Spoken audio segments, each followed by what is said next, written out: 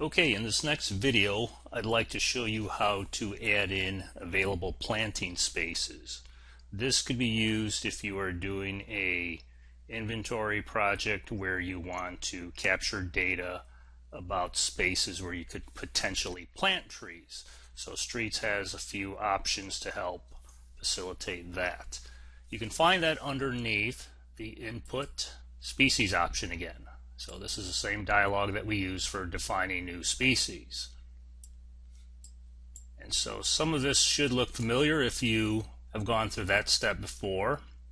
What we'll do is we're going to have to define a species code that will be used for our available planting spaces. There's a number of ways that you can do this. You can just have one code. Some folks like to have different size codes so that they could classify and distinguish if there is a space that could handle a large tree, small tree, or medium tree. So Streets has that option also. So I'll go ahead and select a new species. And I'm just using AVPL-SM, Available Planting Space, Small. And what you want to make sure that you do is select the non-tree item here.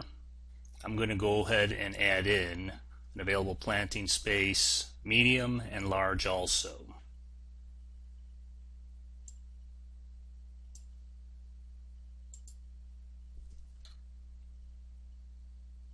Now one of the things you may notice is that once I hit OK or I hit new again, it takes those and alphabetizes them. So they're not disappearing, they're just being placed back inside the list.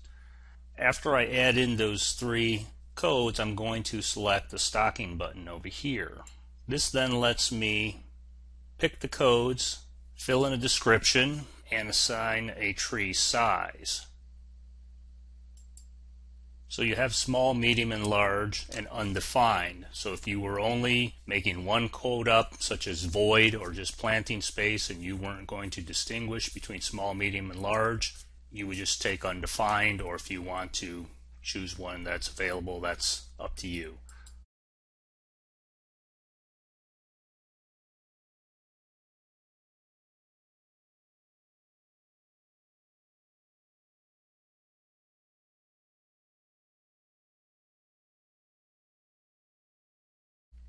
One other tip I would suggest is that when you name these, I try to start out with the same letters, because what you place here in the description will be what you will see on the data collection device. So if you put small planting space or medium or large first, it's going to alphabetize accordingly, and then you'll have to move throughout the list when you come up to a planting space. So I try to keep things tight and just keep them together and distinguish the size at the end there. So we'll hit OK, verify that's all is there, and then save the project.